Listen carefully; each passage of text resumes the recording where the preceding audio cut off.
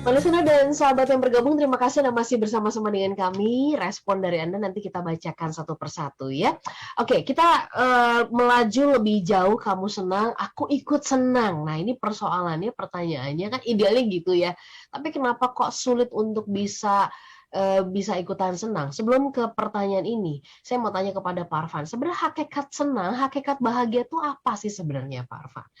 Bahagia karena ada yang di dalam diri kita atau justru bahagia karena ada hal yang dari luar, Pak Arfan? Silakan. Terima kasih banyak Mbak Ola ya. Bahagia adalah karena mindset kita kan, karena pemikiran kita gitu ya.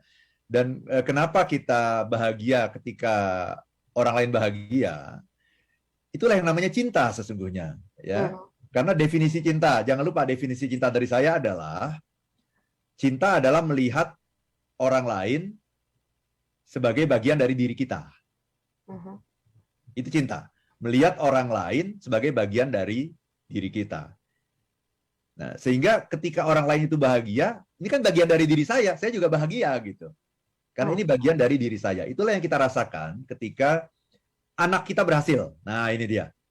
Anak kita berhasil, anak kita jadi juara gitu. Kita kan nggak dapat apa-apa sebenarnya. Betul. Tidak dapat manfaat apapun dengan anak kita jadi juara, jadi menang lomba ini itu gitu ya. Kita nggak dapat apa-apa, tapi karena kita merasa dia adalah bagian dari diri kita, maka kita bahagia gitu. Karena kita merasa dia bagian dari diri kita. Ya. Kalau ada teman kita, sahabat kita ya yang mendapatkan keberuntungan, kemudian kita merasa bahagia juga, sesungguhnya itu mencerminkan yang namanya cinta, yang namanya kasih. Oh, dia bagian dari diri saya, maka saya serta-merta saya akan bahagia gitu. Nah, kalau ada teman kita, sahabat kita yang mendapatkan keberuntungan tapi kita tidak bahagia, itu menunjukkan dalam bawah sadar kita bahwa dia bukan bagian dari diri kita. Antara kita tidak ada koneksi yang terputus gitu. Sehingga ketika dia bahagia kok saya biasa-biasa aja gitu. Atau yang lebih jelek lagi, ketika dia bahagia kok saya nggak bahagia. Kok saya malah merasa berduka gitu ketika dia bahagia. Nah, kalau yang terakhir ini yang terjadi, maka kita sesungguhnya sedang merasa iri gitu ya. Dan iri itu sesungguhnya penyebabnya adalah ada sebuah kompetisi gitu. Kompetisi itu tidak harus terjadi secara langsung, tapi kompetisi yang lebih sering terjadi dalam hidup ini adalah kompetisi diam-diam, Mbak Ola. Jadi diam-diam saya menyimpan iri hati gitu, karena kok dia beruntung terus, hidupnya selalu mulus-mulus saja, semuanya berjalan sesuai rencana, sementara saya tidak mendapatkan apa yang dia dapatkan gitu. Tapi dia sahabat saya masalahnya gitu.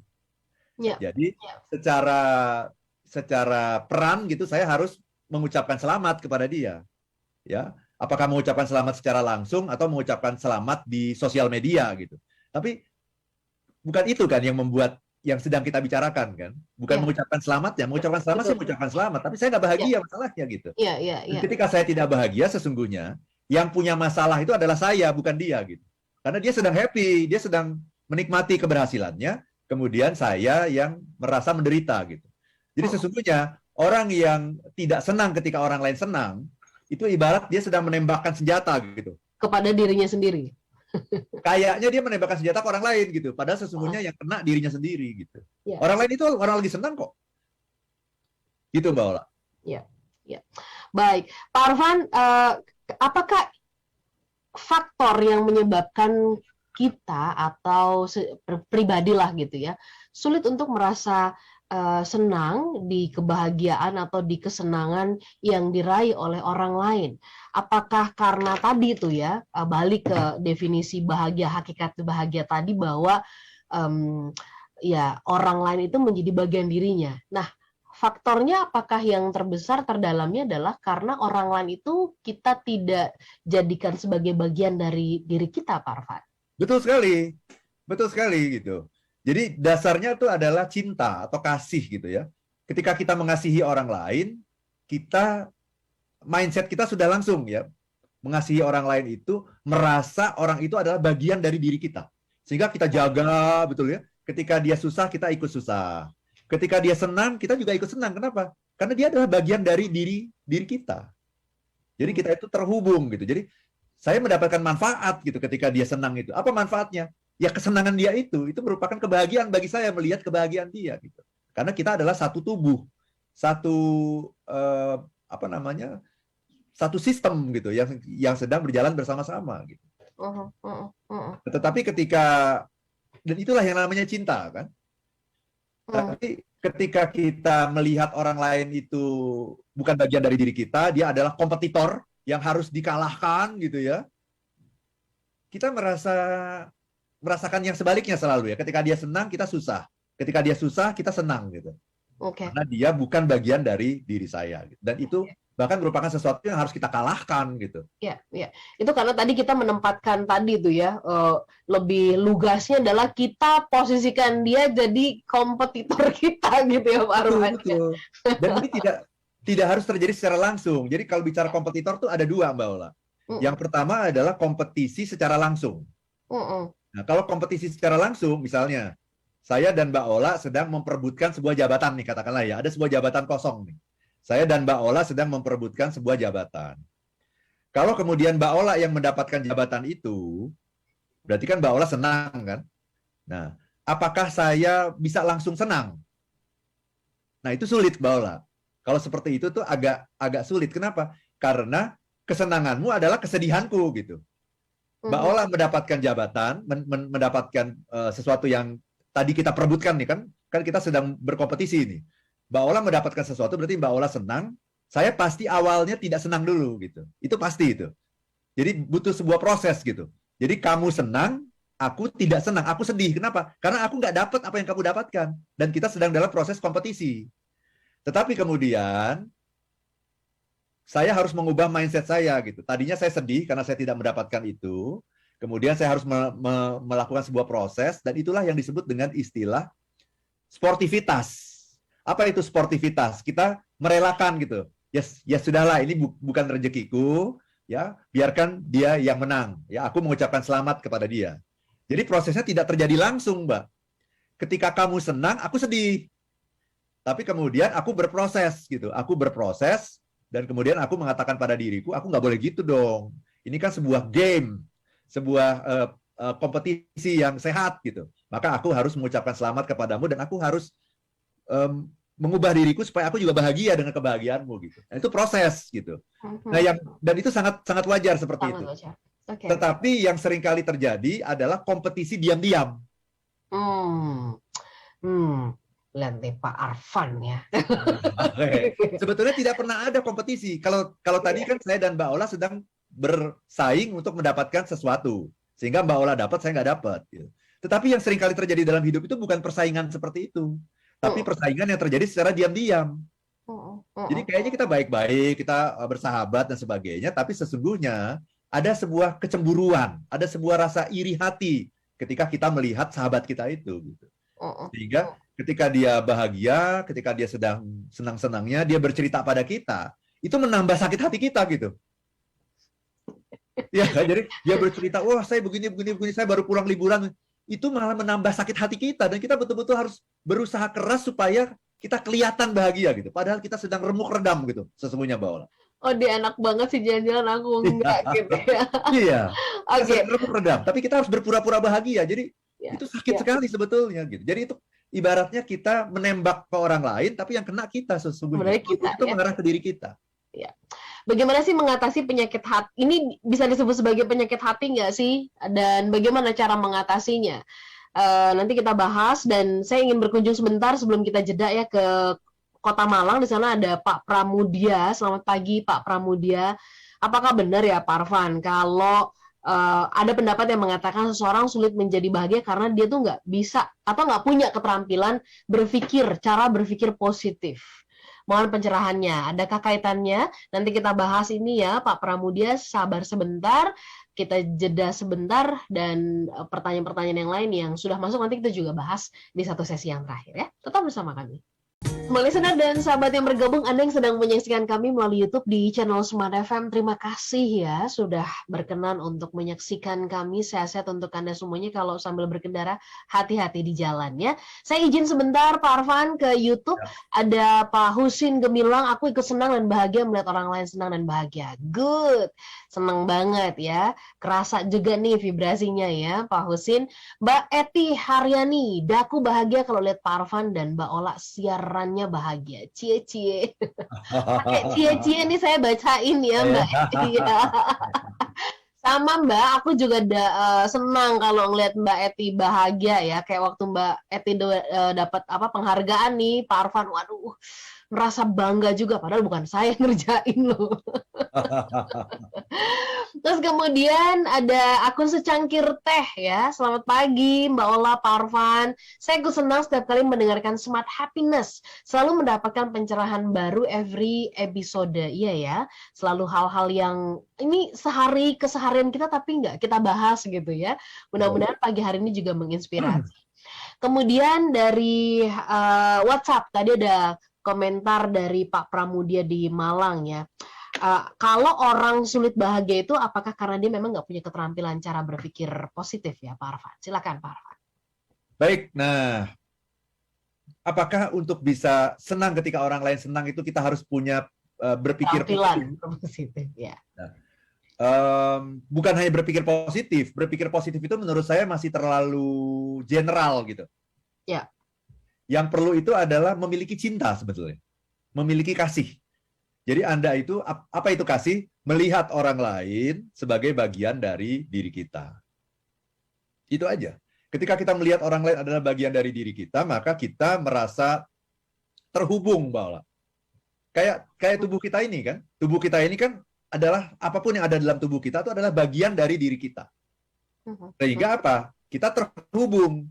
Nah, kalau terhubung itu, ciri orang yang terhubung seperti apa? Kalau ada satu bagian yang sakit, misalnya gigi sakit, maka seluruh tubuh kita akan merasa sakit gitu. Sakit, iya betul. Tapi ketika kita sedang mengalami kenikmatan, misalnya makan yang enak sekali gitu ya, luar biasa makanannya, itu yang menikmati itu semua sekujur tubuh kita menikmati gitu. Jadi ketika kita tidak bahagia, padahal orang lain bahagia, itu sudah terputus hubungannya, koneksi sudah terputus. Jadi ibarat tubuh kita itu ada yang kebas, Mbak Ola. Yang kebas itu kenapa kebas? Mati rasa, betul. Karena secara alamiah, kalau kita ketemu sama sekelompok orang-orang ini lagi sumringah, tertawa, bahagia, ceria gitu. Orang yang normal itu, orang yang sehat itu, pasti akan ketularan gitu. Nah, tapi orang-orang di sekitar kita bahagia, sumringah, senang, mengucapkan selamat gitu ya. Tapi kok kita beda sendiri? Nah, artinya apa? Kenapa kita beda sendiri? Itu sebuah tanda yang terang benderang bahwa kita sedang sakit gitu. Itu Mbak Ola, itulah yang namanya iri hati. Jadi musuh utama dari persahabatan itu adalah apa? Iri hati. Dan sesungguhnya penyakit dalam diri kita yang membuat kita sangat tidak bahagia itu adalah iri hati. Jadi istilahnya begini, orang yang sedang iri hati itu sesungguhnya itu ibarat kita berada di neraka, Mbak Ola. Jadi neraka itu nggak harus nanti gitu. Neraka itu tidak harus nanti. Saat kamu merasa dendam, iri dan dengki, itu sudah neraka di sini ya, Pak. Ada di neraka ya. Oke. Berarti tadi sudah sebagian terjawab ya pertanyaan saya. Apakah ini masuk dalam penyakit hati? Iya ya, bagian dari penyakit yang memang harus aneh gitu. Kok orang bahagia, orang-orang lagi bahagia di sekitar kita kok malah sedih gitu kan, aneh gitu. Aneh sekali. Itu artinya kita sedang menderita penyakit gitu. Oke. Arfan, ada pula tanggapan dari Andrew ya, Mas Andrew di Surabaya. Selamat pagi Mas Andrew, selamat pagi Pak Arfan, Mbak Ola. Apakah ikut senang melihat orang lain senang itu bagian dari sifat baik manusia? Ini persoalan sifat apa begitu ya? Pak Arfan mungkin bisa kasih tanggapan atau komentar, silakan.